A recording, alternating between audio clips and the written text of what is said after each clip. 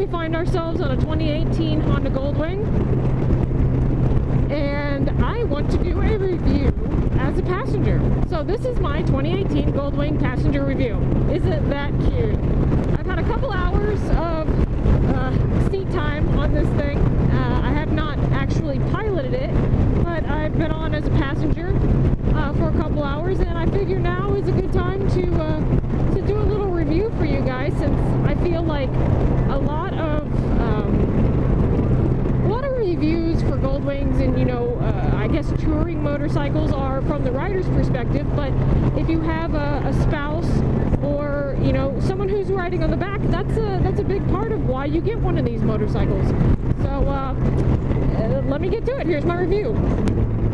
And let me just preface this with, I've never really ridden on the back of any touring motorcycle. I've been on the back of an R1, very scary, and I've been on the back of a FZ09, a Yamaha FZ09, and that wasn't as scary, but it was very uncomfortable just because you're like sitting like a frog and the seat is tiny. So, this is my first time being on a touring motorcycle as a passenger, and let me just tell you, it is awesome. I'm 30 years old. This is the first time I've done it. I wish I would have done it earlier. Touring motorcycles are awesome. It is like, it's better than any convertible or T-tops. Like, the world is just, it's all around you, and that is glorious. That is so amazing. Like, I can't even, if you've never done it, or even if you have done it so you understand, but if you haven't done it, it's just, it really is, and it's an experience that I think everyone should have. But anyway, review of the Honda Goldwing. Looks, overall, I like the way that this, the 2018 looks. It's got a kind of a sporty look. It's got the big engine. It has a ton of features, like we've got the radio playing right now. I can't hear it very well.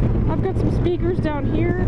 I can kind of feel them rumbling my butt and my back, but as far as hearing, I can't really hear them, but I am wearing a full face helmet. Speaking of helmet, the air buffet is intense on this. I'm actually really surprised. Steven, my husband, he's also said that he gets wind buffet pretty bad. This is a stock OEM windscreen. I'm not really impressed with the wind buffet or the wind handling on this bike. I ride a 2008 CBR 1000. Yes, I know, another Honda. I love Honda, Honda love. But it has a aftermarket Puig windscreen that it's not a double bubble. I think it's a single bubble.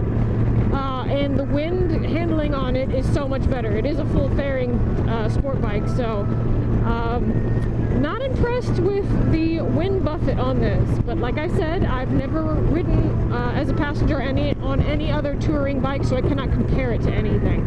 But you got a thumbs down for the wind buffet as a passenger. It makes it's kind of like behind him, there's this like negative pressure right here, and then like it makes my helmet vibrate pretty bad when we're going fast. As far as the seat, okay, the sitting position is very comfortable. My legs are nice and, you know, I'm 5'8", and I have fairly long legs, but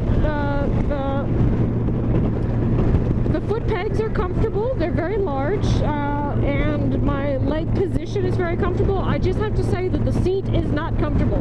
The backrest is. I've been enjoying that. You kind of like sit up against it, push your butt up against it, but as far as the actual seat bottom, my butt is sore. Like, I have to say that I have a nice comfort, what's called the Honda Comfort seat on my CBR 1000, and my legs and back and butt never really get sore, and that's a full fairing sport bike, so you're lean forward and all that jazz. But this seat is rather hard, and it kind of has like a weird like dome-ness, and it helps you sit up against the back. But as far as like the cushiness, my butt's sore. And I've been on here a couple hours. But in contrast, I've ridden my CBR for a couple hours and my butt was not sore. My legs will get sore because it's a sport bike and you kind of are cramped, but I'd say my thighs are getting sore and my gluteus maximus is getting sore. So, another, I guess I'd say a neutral on the seat. The sitting position is very nice, but the seat bottom itself, not so nice. As a passenger, I'd say that the power is very good. He can catch me off guard sometimes accelerating. It's a 6-cylinder engine. This one's still breaking in. It's got some pep. Like it'll go. It'll get up and go for having 2 people on it. We don't have any cargo other than, you know, a drink and a water bottle. Yeah, that's not really cargo at all. But okay, so the engine has good pep. The brakes are really awesome, at least from my perspective. Like you have to kind of brace yourself when if he brakes hard. But I would say the brakes are good. As a passenger, I feel comfortable with the braking power of this motorcycle.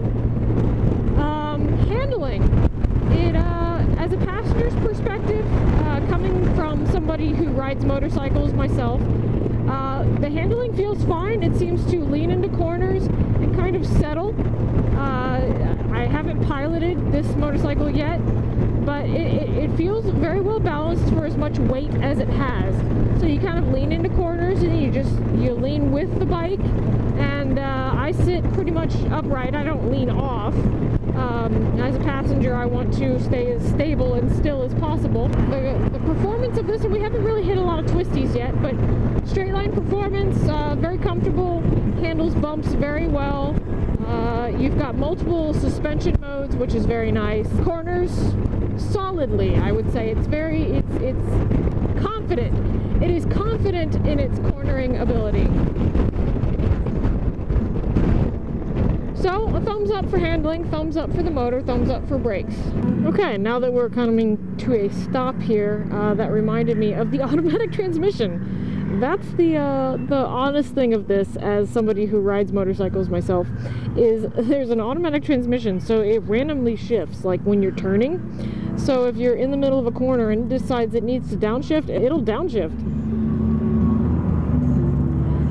And that's just a little odd. It kind of, on a sport bike, you don't really want to do that so much because it upsets the chassis, or any motorcycle really. But this one, I guess, is so heavy, and it is pretty confident in the corners that it doesn't really upset it, but it just is kind of startling that it just decides to shift whenever it decides to shift. So you're never really quite sure when it's going to do it. And of course, you can do the kind of manual shift or whatever, but it's still an automatic and it's still rather odd.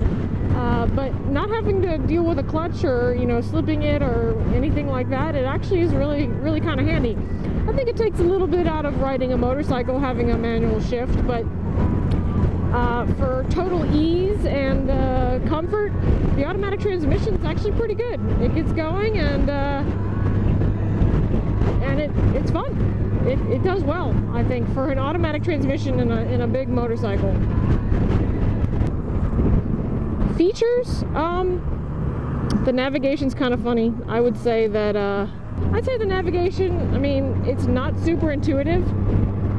The sound system is pretty easy. You Bluetooth to it, and it's always been very responsive. Whenever it senses the phone, it starts playing. Speaker sound, a little dead. But what are you going to get for, you know, speakers that when you're wearing a helmet and you're going 60 miles an hour or whatever. So it's cool that it has it. It's a novelty for sure. This model does have the heated seats. Haven't really used it. It is warm outside, but that's really cool. Heated grips, heated seats. Does have cruise control. That's pretty trippy, but very cool. So if you're just cruising in a straight line for a long time, just hit the cruise control and let it do the work.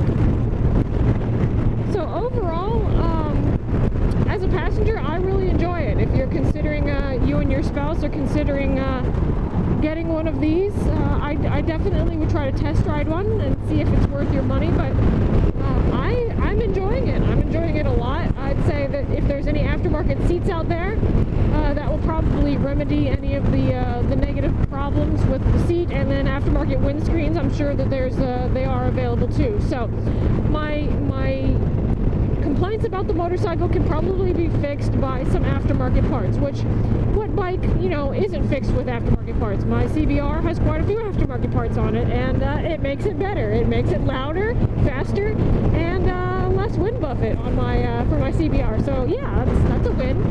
So if you want to customize your motorcycle, the 2018 Honda Goldwing is a good platform to start with. I mean, it's a Honda, it's a Goldwing. Both names are well known in the motorcycle community, and I definitely give this bike 2 thumbs up, and I'm enjoying the hell out of myself being a passenger. So if you and your spouse are interested in getting one, I'd say go for it.